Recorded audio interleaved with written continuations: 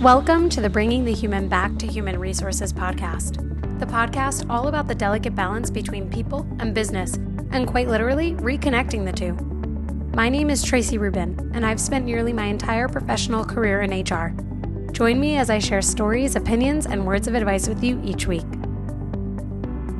Welcome back to the podcast, everyone. Thanks for being here. Don't forget to rate, review, and subscribe, and share this with a friend. If you're listening on YouTube, give this video a thumbs up, and don't forget to subscribe as well. Before I jump into this week's topic, I just want to thank everyone for your outreach and feedback on last week's episode. And last week's episode was called Cancel Culture, and I got so much great feedback between messages on LinkedIn, emails, DMs, comments on the actual posts on Instagram. Thank you so much. I really received a lot of great feedback. And actually, the feedback I think was great because there were so many people who were like, you know what, this is exactly what I've been trying to put into words, or this is exactly how I feel. And I'm glad that it was able to resonate in some way with you. And thanks for being here to listen to some more topics about bringing the human back to human resources in some capacity for another week. If you haven't yet listened to Cancel Culture, last week's episode, you definitely should. I think it's really relevant considering the hashtag times we're in. So give it a listen. Let me know what you think. And if anything, I know some people have also said to me recently that they are, they're struggling to keep up. There are a lot of episodes. They've got to catch up to some of the previous episodes. Definitely do so. Although the episodes are not consecutive, sometimes it's helpful, especially if I'm referencing back, but feel free to listen, feel free to share. Thank you again for all of your feedback.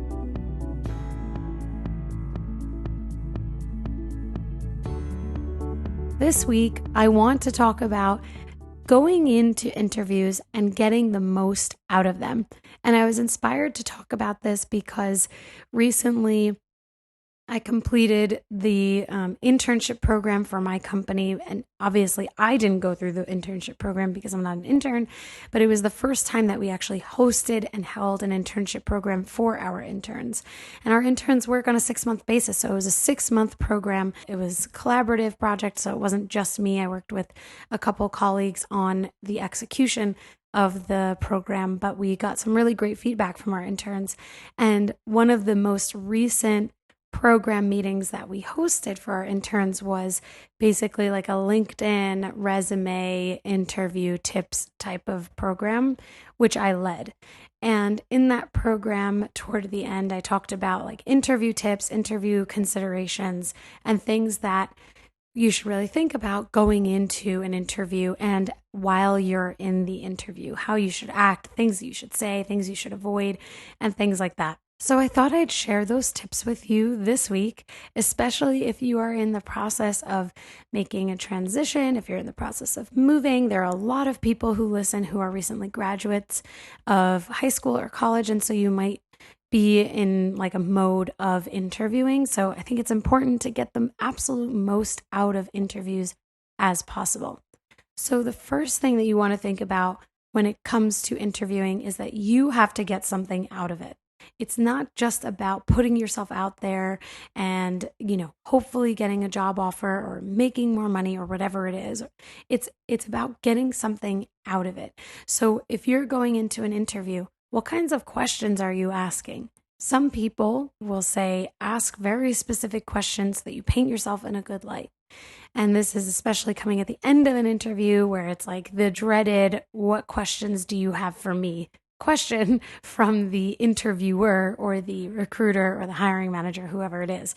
And I've found throughout my experience as an HR person, as a friend who's helped mentor people ahead of their interviews, etc., that people always freak out about the question part. They're always like, which question is the right question to ask? There is no right question, but there is a wrong question. So when you're going into an interview, if someone asks you, what questions do you have for me?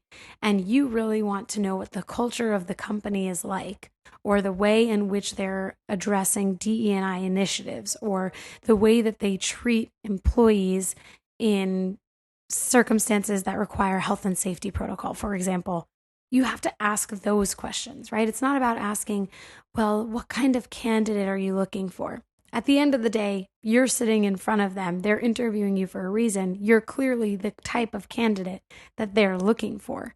So if you have an opportunity to ask questions, which everyone does at the end of an interview, ask the questions that you actually need the answer to. Also, when you are interviewing or you're getting ready to interview, think about this as an opportunity to market yourself, right? So you're going into an interview, you're meeting someone new. Are you putting your best self forward, your best foot forward? How are you taking advantage of the time with that person? Now, I will say for sure, I have had interviews where I was going in not in the right mindset, had a difficult day, maybe wasn't excited about the interview, because I'm sure that I'm not alone in having had an interview that I wasn't excited about. Like maybe it was just an interview to get the experience. Like I vividly can remember an interview that I took back in the day just to take it and get the experience. And I wasn't excited about it. But actually, when I think back on that experience, there was a missed opportunity to network and connect with someone who you never know could have offered me a job in the future. So when you approach interviews, not only would I encourage you to kind of have fun with it, don't see it as something that's like super stressful, like try to just kind of relax and go in and be yourself, but also see it as an opportunity to really get your name and your personal brand out there. So something that I've been thinking about a lot recently is that this podcast is part of my personal brand, right? So like, how do I talk about, or how do I implement the podcast as part of my introduction to someone new? And this is not even necessarily just an interview skill. This is like a meet and greet networking skill that allows itself to kind of shine in the middle of an interview. And so what I always recommend people do, and this is something that I learned at Target, is to have like a 30 to 60-second elevator pitch.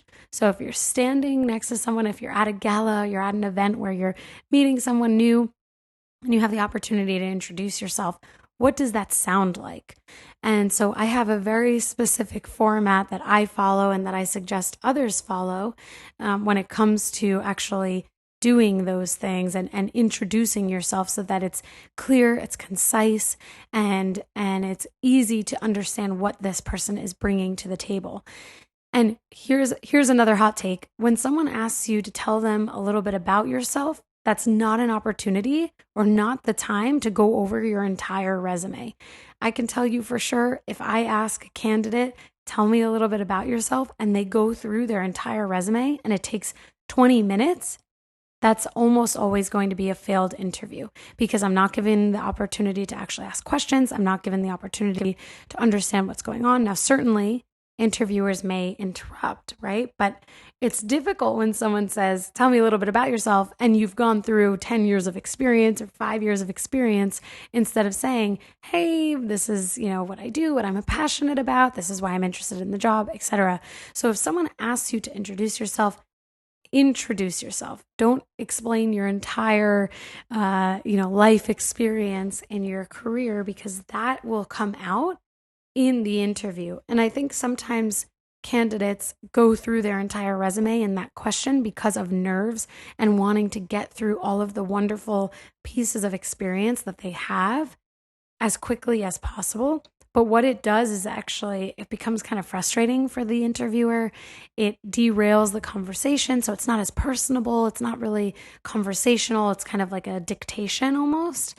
And it prevents the interviewer from really connecting with you, because you're just talking about business. And instead, you can take the opportunity, or use the opportunity, to introduce yourself, to have fun with it, to relax, to really connect and be personable with the person, quote unquote, across the desk from you. Interviews can be really intimidating. They can be really stressful, especially if it's a job that you really, really want. But I think that when we break it down, one of the things that I always try to keep in mind, and also tell others as I mentor or coach them, is that every single person that you are going to meet has interviewed for the job that they're in. They have interviewed for a job that they've held in the past. And so there is no judgment necessarily on who you are or how you are, rather what you're going to bring to the table. So if you're bringing to the table confidence, humility, and mutual respect, for example, right off the bat, then you're not giving them an opportunity to think, what, this person doesn't have the skill set.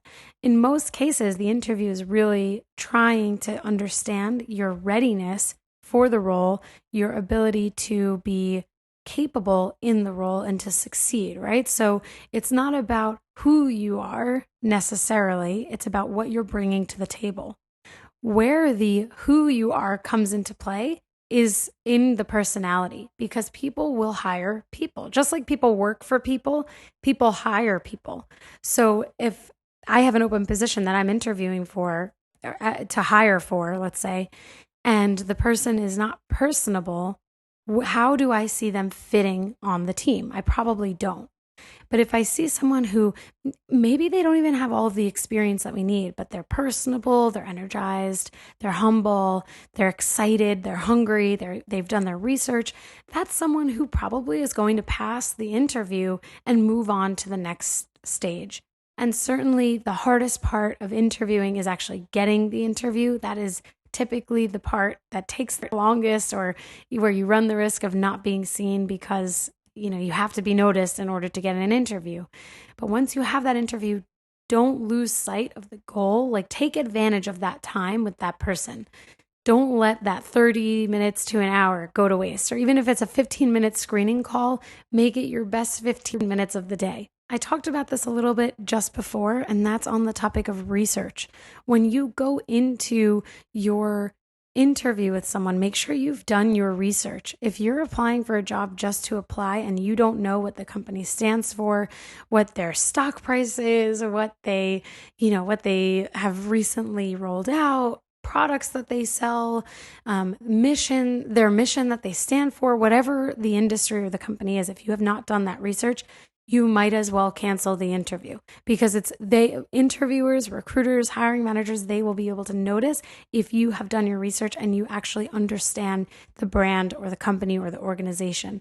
So make sure that when you accept an interview, and again, that's tends to be the hardest part, is actually getting the interview. Take advantage of the time in preparation. Make sure you're going into that interview ready to go with all of the research and all of the knowledge that will fuel your explanation of why you are capable, competent, and the right fit. Recently, I had someone ask me how they can make sure that they get their points across without being too nervous, and with remembering what it is that they want to say and kind of explain to a hiring manager or recruiter. And what I said is that, these stories about our experiences, the explanation of what we do and what we've gone through in our careers, those are our stories. So we can't get them wrong. We can't forget our own experiences necessarily when it comes to recalling specific examples of things. And so when you go into an interview, my best advice is to actually take it easy. Relax. You're talking about yourself. You're talking about your own experience. So if you're nervous, think about, why are you nervous? What is stressing you out? Is it that you're afraid of them not liking you? Is it that you're afraid of them thinking, asking hard questions, or thinking that you're incapable? What's the worst that can happen if they think that way? They will probably say, you know what, it's not the right fit right now, but they interviewed really well, and that's great. That's the worst case scenario, right? Is that you don't get the job or you don't move on to the next interview. The best case scenario is that they see that you're confident and capable and competent, and they move you on to the next interview, or they offer you the role because you walk into the interview not so afraid of the things that you can't change, right? You can't change if someone thinks that you're not ready for the role, if you've put yourself out there and if you've done your due diligence in doing your research, understanding the job description and the actual role, and you've done all that you could to portray your competence for the role. Sometimes people just don't see it from the person that they're interviewing. That's okay. But again, the best case scenario is that you put yourself out there, you're prepared, you're confident, you share your experiences in a way that is effective, and then you potentially will move on to the next round, or you'll get a job offer. So I know it's a little bit easier said than done. And for me, being an extrovert, I know that I am not necessarily the case study for what interviewing looks like. But my best advice to you is to not put so much pressure on yourself to be a certain way, to act a certain way, to look a certain way. Just go into the interview being yourself, and you will get your strengths across to the hiring manager. Even if you're not the right fit for the role, if you still go into an interview thinking that way, feeling that way, prepared that way, I promise you it will be a good interview. I'm confident that it'll be a good interview. And again, coming back to this point that this is an opportunity to network and make a connection, you never know if that person that you've interviewed with then considers you for a different role in that same breath or in the future. And one of my last points here on some considerations ahead of getting into an interview is that you will have bad interviews, and that's okay. Shake it off, let it be a learning lesson, let it be something that you grow from, and an experience that will shape you for future interviews as well. I mean, I mentioned it before that bad interviews happen. I for sure have had interviews that I didn't like, that I wasn't prepared for, that didn't go well. But I think that there are so many opportunities to grow and continue to learn. And those bad interviews can often shape us. And on this point too, something that it makes me think about is that if you don't get a good feeling from the person when you're interviewing with them, you should, read that as them showing you their true colors and showing you what the culture of the company is like. Not everyone is going to be an amazing ambassador of the company when they interview with you if you're a candidate. But if they are not excited, if they're not friendly, then that means that is potentially what the company stands for.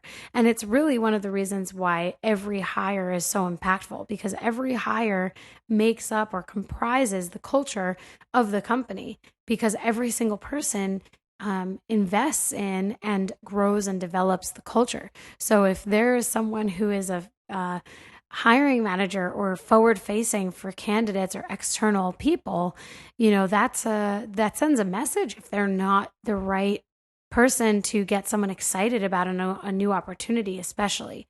So, read everything as an example of what it could be like getting into this role or the company. Don't ignore red flags, but also it's okay if things don't go exactly as planned, because we can't expect everything to go exactly as planned, because that's just not how life works. So I think, just to kind of wrap up on these thoughts, interviewing, all it is a conversation. Keep it simple, keep it real, right? Like, be yourself, be authentic, be transparent, and be positive too, because if you go into an interview and you rip your previous manager to shreds, person's not going to be so excited about offering you a new opportunity, because it's just not a good look. So if you go into a conversation excited to speak with someone, excited to network, excited for the new opportunity, you've done your research, you're confident in your skill set, then the interview is by and large going to go fine. It's where you go from fine to great that the energy is important, the excitement is important, your skill set is important. Being able to talk about what you do and how you do things is super important. So if you are fresh out of college or fresh out of high school looking for a job, whether it's your first job or your third job, I hope that these tips helped you. I think interviewing is also a skill set. So the more you do it, the better you get at it. And if you have an opportunity to go on interviews, don't say no. Even if it's not a company that you want to work for, you should still take the interview. You never know. You might end up really liking the organization or the people that you meet, but it's also an opportunity to practice. On this topic of practicing, because I realize I have one more tip for you, you should absolutely, if you've never done this before, stand in front of a mirror, have your interview questions ready to go, potentially a camera recording you, and interview yourself. So look in the, I swear I did this in college ahead of my interviews for Target. I stood in front of my mirror. I set up my camera and I recorded myself. And I literally said, "So, Traci, tell me a little bit about yourself." And I would answer the question while looking at myself in the mirror, making sure I maintained eye contact. And then I watched it back on the recording. And what I learned is that I played with my hair a lot. I was fidgeting a little bit. And so being able to see that and coach myself in that moment, it was really helpful because I was cognizant of the things that I wanted to make sure I didn't do in the interview. So I highly, highly, highly recommend that you do that. It's really helpful. It might seem weird or feel weird, but it does become a little bit normal. Just consider yourself auditioning for like a TV show or something, and you watch it back. It's better to watch it back on your own versus to wish that you did something differently in the interview because you weren't aware that you did it. So this also comes into play with people who say like a lot, a lot. When you record yourself and you are able to hear how you speak, there are things that you pick up on that you might not have recognized previously or if you hadn't recorded yourself. So highly, highly recommend. I do this also when I'm getting ready for presentations. I don't necessarily record myself anymore, but I do practice in the mirror. So I want to spend the last few minutes here answering a question that was posed to me. And it was posed recently, and it was a question around whether or not I recommend managers having friendships or personal relationships with their employees. And the way I answered this was that I will never say don't do this or don't do that because every company, every culture is different. Everyone is different. But what I said was proceed with caution. And I think that I talked about this on a previous episode too. Maybe it was the one around Valentine's Day, around like love in the workplace. But I think it comes down to practicing some discretion, thinking about, okay, well, what is the culture of this company? Are we laid back or are we buttoned up? If we're buttoned up, having personal relationships or friendships with your employees is going to be a no-no. It's going to be something that potentially gets you in trouble. It's going to make things really complicated, and I would just discourage it.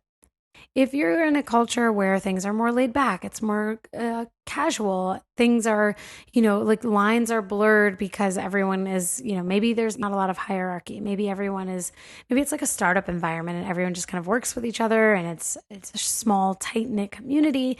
That I can see also as being a little bit complicated potentially, but there's probably more of an opportunity to have those personal relationships and friendships without things being a violation or weird or, against the culture. But what I also said, which I think is consistent regardless of whether you're in a casual or formal buttoned up environment, is that there will always be a blurred line if that line is blurred. And so it's important for the manager to set boundaries right out of the gate. So if someone is developing a friendship and the manager has an opportunity to say, hey, just want to let you know, like I need to keep work-based, and our friendship can be a friendship outside of work, but when it comes down to work, I'm going to have to always do my job. And I hope that doesn't ever negatively impact you, but if I have to hold you accountable, I will. And that is a direct conversation, but one that definitely needs to happen if a manager is going to have a personal relationship with someone, meaning a friendship, not a romantic one, a friendship with someone on their team. Now, what I would also suggest is that if this is you or someone you know, that it's really clear whether or not the company's policies prevent or prohibit this type of behavior. Some companies actually have policies that say you can't fraternize with your team, or people quote unquote below you. So this is super important to be aware of if that is a policy. Overall, again, I would say probably discourage you from being friends with your employees. But if you do decide to be friends with your employees, make sure that it's not a violation of policy. Make sure that you set boundaries. Make sure that you are clear on your expectations of like what's professional, what's not professional, especially at work. Those things should never be clearly like present at work. I think keeping things professional at work is really important, especially if you have those personal relationships or friendships. And then finally, every manager and every like person who becomes a friend of a manager should be clear that they are consciously aware of or negating the black and white opportunity of being professional, and that there will be a gray area, that there will be a blurred line. And if there aren't clear boundaries, it can become extremely complicated. So if you go in recognizing that, and you know that that's going to happen, and you still want to be friends with someone on your team, just be prepared for things to be a little bit complicated. You'll need to be able to continue to assert yourself as a leader, and you just have to make sure that those boundaries are set. Again, it comes down to the culture. It comes down to the people, I think, as well. But I discourage that, because I think you can avoid it. Like, it's good to avoid making things complicated, but I do encourage you to know the policies, think about the risks involved, and think about the policies. You have to make sure that you're not violating a policy, for sure. Thank you so much for being here again for another week. Don't forget to rate, review, and subscribe. Follow me on Instagram at HRTraci, that's HRTRACI, and I will see you next week. Bye.